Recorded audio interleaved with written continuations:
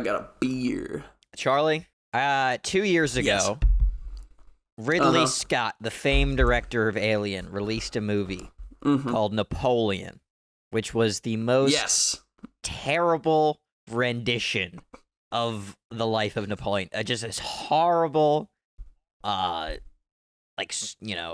retelling biopic of Napoleon's life that I absolutely hated. Made him look like this shriveling little weirdo coward. Which part of that might be explained by the fact that Ridley Scott is English and Napoleon's this big famous French character. I was going to say, but the Englishness may be a part of it. Absolutely horrible rendition of the life of Napoleon. Came out 2 years ago. Mm-hmm.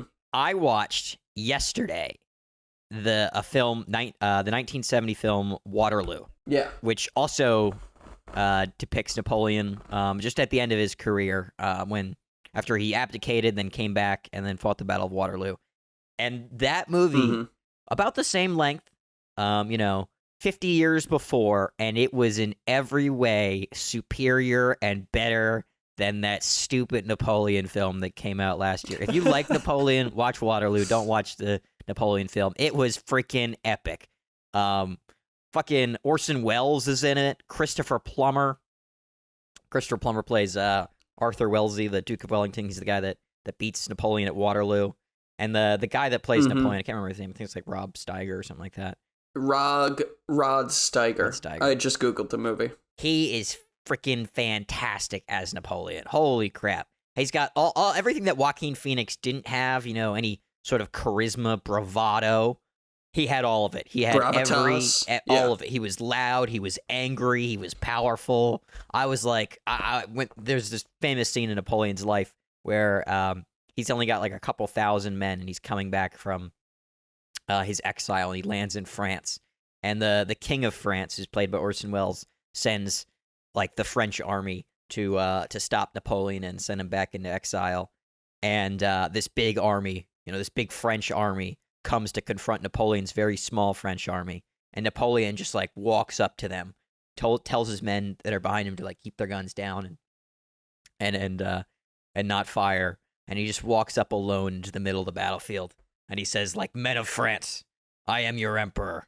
They all like just sort of pause, aiming at him, and then they all start screaming like, "Vive l'empereur!" and they all run over to his side. He just with just his words, he convinces all of these soldiers to join his side and take back Paris. And cool as fuck. Restart his campaign. Freaking awesome stuff. And then the whole battle and everything. The whole battle is incredible because they have about 17,000 extras. They spent like $5 million of the movie's budget, like just creating the battlefield and everything. Real horses, real cannons. So cool. Trained like 5,000 of the people to actually fire the muskets and everything. Just freaking cool movie. Definitely recommend. I do miss, I really wish I long for the day that we could have massive sweeping scenes of battle and it's not CGI. It's like, so cool. If you go back and you watch like Gladiator, speaking of another Ridley Scott movie, and you watch that like opening like Roman legion versus the Scottish barbarian fight, it's all real guys and it's fucking awesome. Yeah. It's so cool. It looks so much better. It feels alive. And there's like little things that like make it like better, like the way, in CGI it's usually always perfect. Everything, all like the troop movements and everything and like that. But like in this, it's like I'm really seeing like troops moving into a square formation. Some guys like lagging behind.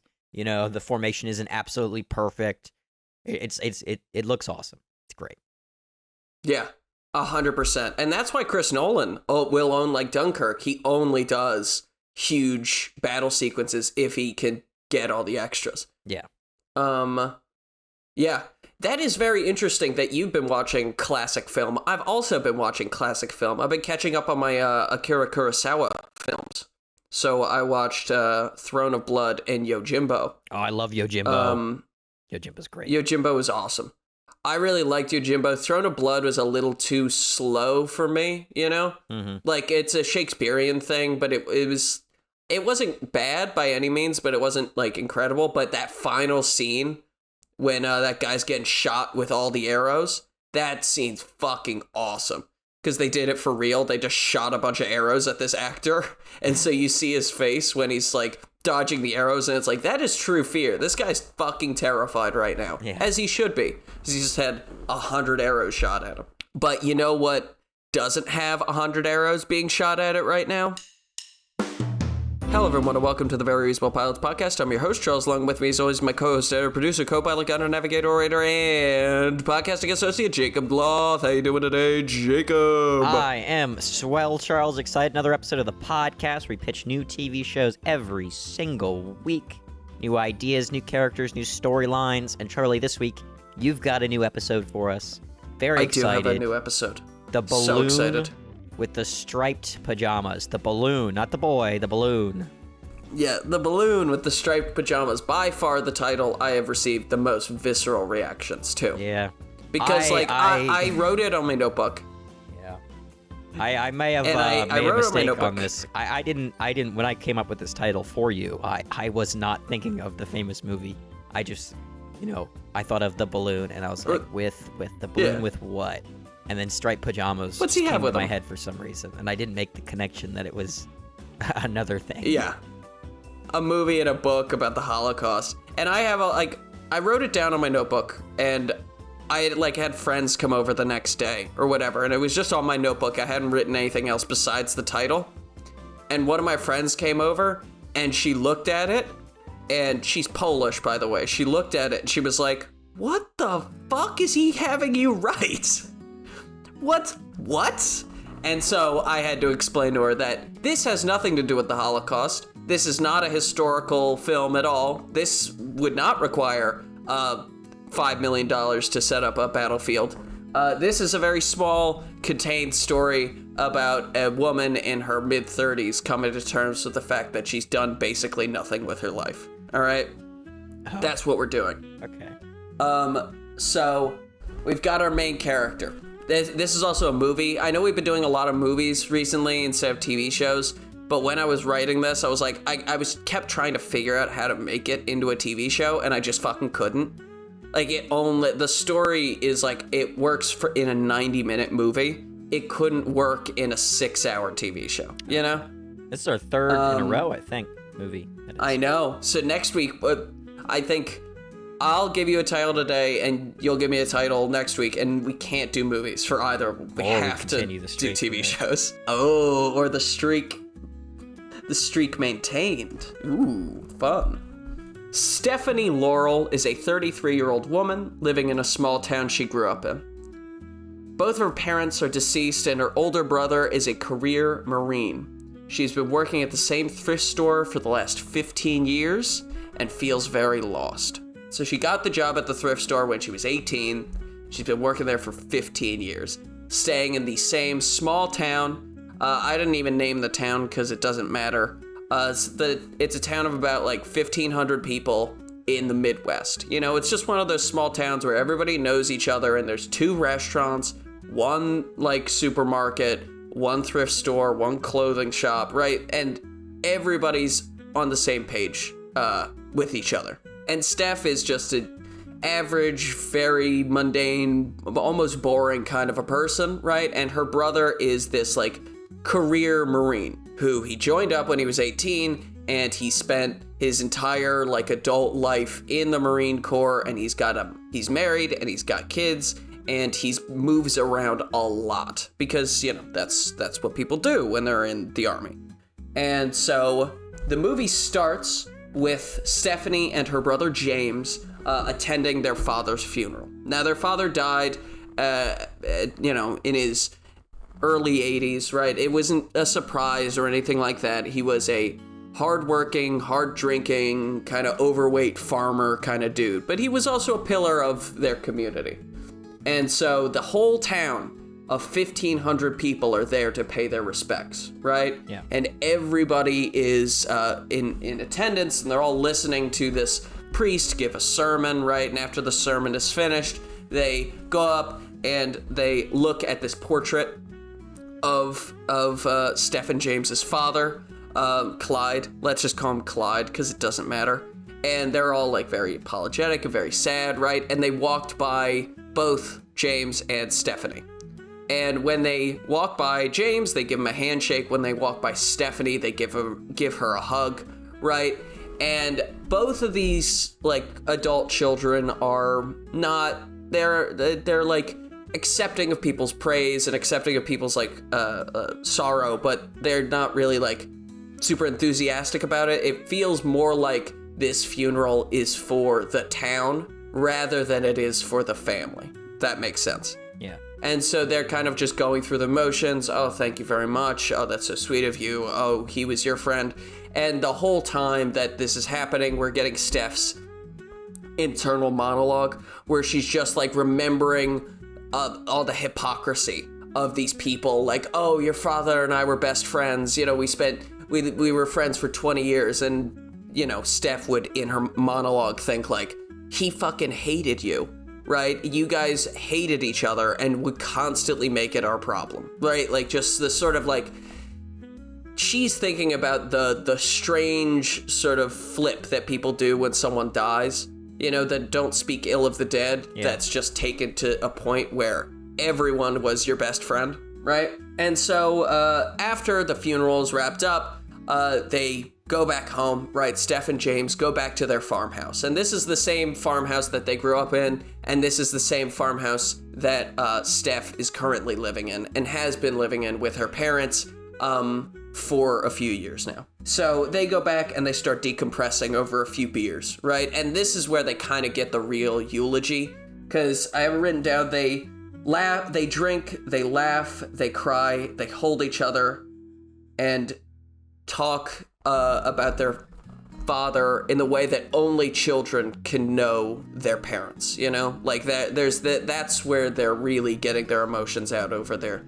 dead father, right? And they cheers and they talk about life and all this stuff. And then they go to sleep, right?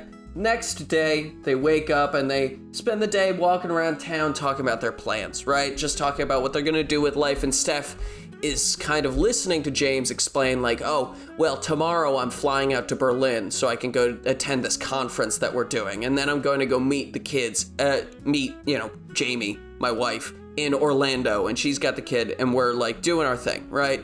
And he's talking about all this adventure he's doing and all these places he's gonna go and cool people he gets to meet. And Steph is kind of like just quietly listening to him and sort of thinking about the fact that she hasn't really ever left this town, right? Like she's gone on vacation, but she's stayed here her whole life. And she's, you know, taking care of her family and taking care of her like community and stuff, but she hasn't really taken care of herself. But she's not sad about it. She's just sort of thinking about it in a sort of somber way. Just like, oh, you're doing this and I'm doing that, right? And then that's when that's when they are walking through town. They visit the coroner and they pick up their dad's ashes, right? And they get the urn. Steph takes it. She puts it in her bag, right? And as they leave the coroner's office or wherever they turn dead bodies into ashes, they bump into Raggedy Andy. And Raggedy Andy is the only homeless guy in town. Because generally speaking, if you get a town of 1,500 people, there's going to be one or two homeless people. And he's sort of the local eccentric. He's always running around. He's having conversations with people. He's always doing a scam. Think Frank Gallagher from Shameless, right? That's sort of a character. Not nearly as fucked up as Frank is, but you know what I mean. And he goes up and he's talking about, oh my God, I'm so sorry to hear about your dad. Oh, he was so generous. He was always so nice to me, you know? And while he's talking about that, he's got his hand out, like, give me some cash. And James kind of like chuckles to himself and he takes out his wallet and he takes out a 5-spot from his wallet. And when he takes out his wallet, Stephanie looks at his wallet and she sees that there's a photo of the family. And so there's James, there's his wife, there's his son, and his daughter, who he never told Stephanie about.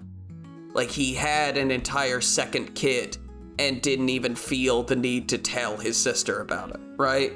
Like, that's how disconnected they are. And she, like, sees that and she doesn't say anything, but her feelings are really, really hurt by that. And she's kind of, like, shocked that that's how far apart that she and her brother have grown, that he can have an entire second kid and not even mention it once to her, you know? And so she kind of collects herself and asks James casually, like, how's Dylan doing? What's up? Like, tell me about him. And James, like, is nice about it, but he quickly changes the conversation to talk about something else, talking about her love life, right? He asks her about her love life, and she tells him that she's still going out with Tyler, and he admonishes her for going out with Tyler, because Tyler's he's the worst. She's talking about how he's really working hard, you know, and he's, you know, really putting in the effort to change, you know, and you know, I know we've been on and off since high school, but I really think that he is the guy for me, right? And Dylan kind of rolls his eyes and is like, whatever. And they go get lunch, right? And then they retire back to the farmhouse. They have another beer while they're looking out over the farm and at the stars and everything. And James asks, well, what are you going to do with the farm? Are you going to sell it? And Stephanie's kind of like, I don't know. Like, I'm thinking about selling the land, but I want to keep the house. You know, this is my house. This is where I want to stay. And James kind of rolls his eyes and says, okay, yeah, whatever. And then they go to sleep. They wake up the next day, and Stephanie is like, oh, you're not going to get the bus to the airport. I'll drive you to the airport. So they get in the car, and they're driving towards the airport. Oh, I just got a text from Tyler. I just need to drive by, drop something off for him at work. Fine, all right, cool. And so they drive up, and this is where we're going to meet Tyler, who's kind of the comedic relief of this film, if you will. Okay. He is currently standing outside of a Chuck E. Cheese, wearing the mascot costume. He's got the head off on the ground, and he's smoking a cigarette. Nice. Right? And Stephanie, like, kind of is embarrassed to drive up next to him, right? She gets out of the car, runs over, hands him a bottle of baby powder and a Monster Energy drink, and then, like, turns away to walk away, and Tyler's like, wait, no, you gotta give me a kiss. And she's like, what?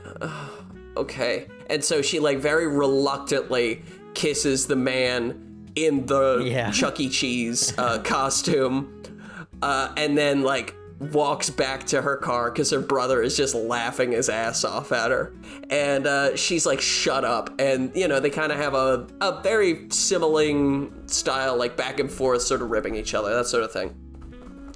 And then they get to the airport, and it's a small, like, single strip airport, and it's, you know, it's gonna take him to somewhere, and, like, for a connection to JFK to fly to Berlin. And he, like, gives her a hug, and there's kind of like there's a little bit of a, like, you know, I love you, but we're not really in each other's lives anymore. Sort of that kind of a knowing goodbye, right?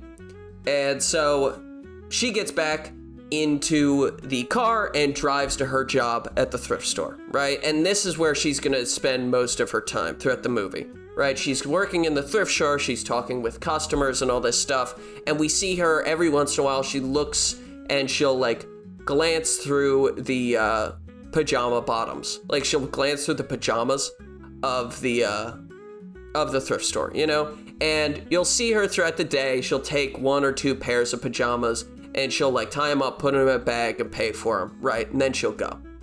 And then on this day, she sees this book.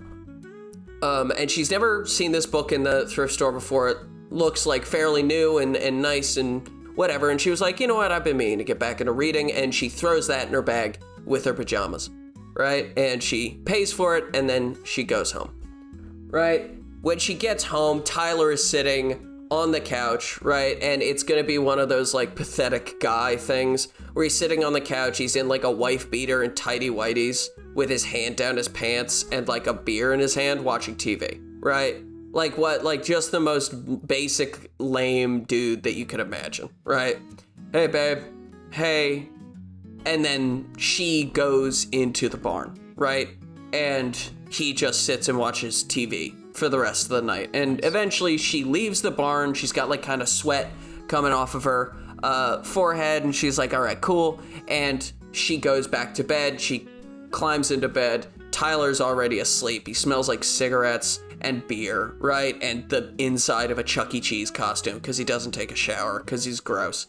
And she goes to sleep. Wakes up the next day, and she goes to work, right? Same as every day. But she's got her book, and she's just reading her book throughout the entire time. I didn't think of a title for the book because, again, it is still not important at all. But throughout the day, she'll be flipping through the book and reading it, and we'll hear her internal monologue talking about how this book is about the story of this young woman, and like at the age of 12 or something, her country was engulfed in civil war, and she had to travel with her family throughout like this war-torn nation to escape persecution by the government, right? And obviously we'd use, fake country names and fake names just because we don't want to piss anyone off, right? A Barovia situation, if you will. But she's like fascinated by this book. Like, it's beautiful and it's well written and it's, just a really fantastic read. And it's also autobiographical, right? So this actually happened to this young woman. And so she's reading this book and she's working, she's talking to her friends, right? Like people coming into the thrift shop. She knows everyone knows her, right? It's all fine. And she gets her pajamas again and she pays for them and goes home, and she sees Tyler again on the couch, smoking a cigarette, drinking a beer, watching TV, right? Fully just, hey babe, that sort of thing. She, tells him hi, and then she goes out to the barn and she, stays out there for a few hours. Some time passes, she leaves the barn again, right? Wipes her forehead. She's got kind of like a glimmer of joy in her eyes almost, and she goes to bed.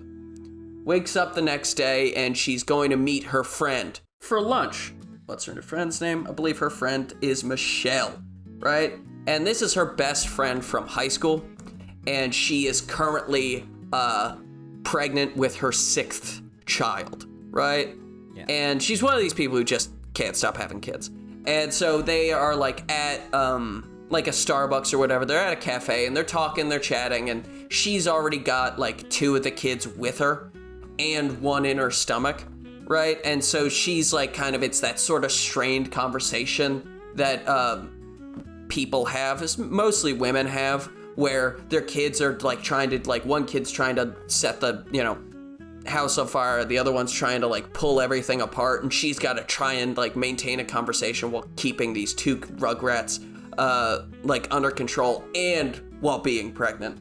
And she's like, Steph is kind of talking to her a bit about like, I don't feel like I'm doing anything. Like I feel lost and alone, and I'm feeling really like, I don't know, like unhappy with my lot in life. And Michelle talks to her about the future, and like the future is the only thing that's guaranteed, right?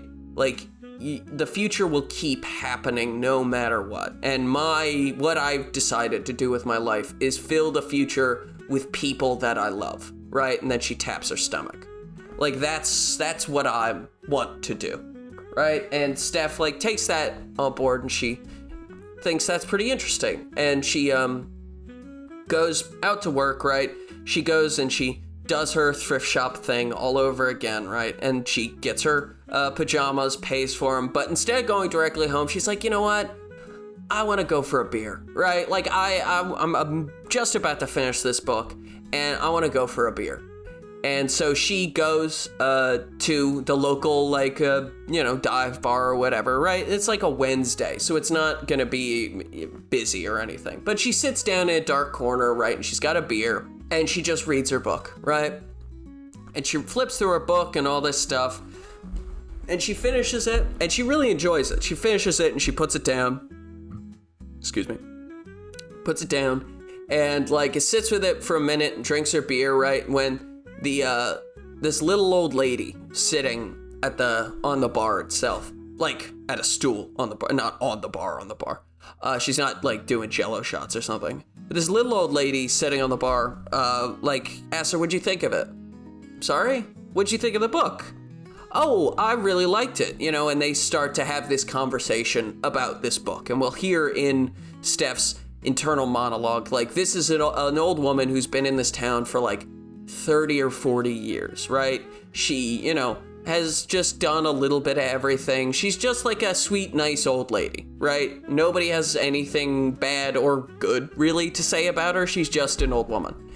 And so they are talking about the book, and Steph talks about how this book, it's really about like overcoming adversity and like staying true to who you are and your family and that sort of thing. And the little old lady disagrees, and she said, I really don't think that's what the book's about. Like, that's not the point I took away from that story. I kind of feel that the book is about the inevitability of change, right? And about how there will always be things that you can't control, but how you deal with the future and how you deal with your actions is the only thing that you can really guarantee in the constantly changing world. And sometimes you just need to embrace the change and the difference that things happen in, right? And then Steph like thinks about it, right? And she's kind of interested and like, oh, that's an interesting interpretation of this story, right? And we notice a little glint in the eyes of that old woman. And so Steph then gets in her car and she drives home, and hey babe, hey, right? Like at just another time. And she's kind of like, it's what the old woman said is really starting to like get in her head, and what Michelle said is also getting in there. And so she goes out into the barn and she keeps working on it. And, you know, she keeps working, and she comes out, you know, a little bit earlier than she would. And Tyler is still on the couch, and she walks up to him and she says, you've been living here for 3 years now with me. We've been going out on and off for 15 years. And you have never once asked me what is in that barn. Not once have you ever even been curious as to what I've been doing out there. And Tyler starts to backpedal and be like, oh, I just thought you were, you know, you wanted your alone time. He's like, no, you don't care. Like, you don't care about me or my, like, what I want. I'm just your girlfriend. I'm not Stephanie Laurel. I'm your girlfriend, and I'm sick of it, right? And so Steph breaks up with him, right? She says, you sleep in the bed, I'll sleep on the couch, but I want your shit out of here tomorrow, right? And Tyler is like baffled and kind of pissed off and whatever, but of course he goes up and sleeps in the bed. She sleeps on the couch, and she kind of like has this big like sigh, you know, this big relief off of her shoulders, right? And so the next day, Tyler, one of his like fucking Chuck E. Cheese buddies, is loading all his stuff in the back of a pickup truck, and he yells at her. He's like, you'll be crawling back to me. Like, I know you will be. You'll be crawling back to me just give it a few weeks, right? You're pathetic. You're not worth my time, right? And he drives off, and she kind of like stands, and she's got like a little bit more of a spine. She stands up. She puts her hands on her hips and all this stuff, and then she goes down to the bank. And she sells the farm, right? And she takes all of the money for the farm, and she puts it into the bank in an account under Dylan Laurel's name, under her nephew's name, right? Oh. And she writes this letter to her brother, to James, right? She writes this letter to him and puts the letter in the mail and everything, and everybody watches her and waves at her as she walks back to her farmhouse that she no longer owns, right? And then we see her like struggling and kind of sweating, and she pulls something out of the barn. We don't see what she pulls out of the barn, but we see her like struggling and sweating, and she finally gets it out of the barn and closes the barn door, and then she stands up with this look of pride and this look of like, I did it, you know? And then the final shot of the movie is a hot air balloon made entirely out of striped and polka dotted and pajamas that she's been collecting from the thrift store, that she's been sewing together into a hot air balloon in the barn, floats across the sky over the town. And we see everyone in the town, all these characters that we've met and spent time with throughout the entire movie, looking up in awe and just like inspiration. And then we see the little old lady, right? And she smiles. And then we see the back of the book, like that she, the book that they were both talking about is poking out of her purse. And we can see that the face of the author is the face of the little old lady, right? Like they're the same person. And we just end the movie on this hot air balloon made out of striped pajamas floating across the sky. The balloon with the striped pajamas. End of film. I don't know what to say. So it's fun. So the balloon is, it could be a metaphor, or it could be a literal balloon. Yeah, it kind of reminds me of the end of, what's it called? What's the Michael Keaton movie, Birdman? Where he, like, flies off, Yeah. Kind of like that. Exactly. Like, one of those things. That's not actually what's happening. Where it's like... something else is happening. Exactly. Or it could be what's happening, But I do want it to be left up in the air. Does she actually make a balloon? Or maybe she's been rebuilt, like, doing a car. Maybe she's been reconstructing a car in her barn or whatever. And she uses the fucking pajamas as, like, I don't know. That's her work clothes when she's working on the car. And they're always getting dirty. And that's why she keeps buying new ones, Mm-hmm.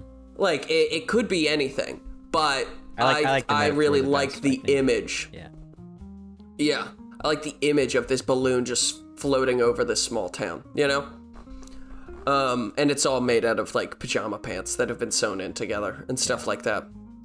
But yeah, that's the balloon in the striped pajamas. I like it a lot. That was surprisingly... striped pajamas. I'm kind of confused now because the listeners don't know, but you've spent a week and a half telling me that I was really not going to like this show. No, I always say that because I want to keep those expectations low. I was low waiting expectations. for like a really unsatisfactory ending, and it was all a dream. And it turns out she was the. And it turns out that Steph was the old woman. Yeah, it was all inside of a snow globe, something ridiculous like that. No, but I'm just like, yeah, it's just a nice, quiet little story about a woman kind of getting over her fear of the unknown. Yeah. Yeah. But that was my show. Oh, let me get my phone out so I can get your titles. Okay. Thank you everyone for listening to the Very Reasonable Pilots podcast. I've been your host, Charles. Along with me has always been my co-host, editor, producer, co-pilot, gunner, navigator, orator, and podcasting associate, Jacob Gloth. If you like what you heard here and you want to hear more, please give us a like, a follow, subscribe, tell your friends, tell your family, tell your dog, tell your cat. Remember, we will be here next week with a brand new televisual series that will be titled 1, 2, 3, 4, 5. 1 through 5, Jake. 5. Funny ain't easy. Funny ain't easy. Get ready for the Jerry Seinfeld documentary. Yeah. You know what's really funny to me? One, I wrote, when I wrote Oven Ready Revenge. Like the title, yeah. Yeah. And you never pick one. Neither do I. Wow. So fun is just like slowly but surely moving, like really, I keep forgetting it's there because one is just it's just so far back, but I love it. Funny Ain't Easy. That's the title you have for next week. I'm assuming it'll be a fun TV show about a comedian. Funny being ain't a comedian. Maybe it'll be like a it'll be like a Seinfeld-esque comedy, maybe. Who knows? Yeah. Funny ain't easy. It'll be about a comedian in space trying to make it on Space Comedy Central. Trying to get on the Space Joe Rogan podcast. Yeah, exactly. All right, thank you everyone for listening, and please have a good night.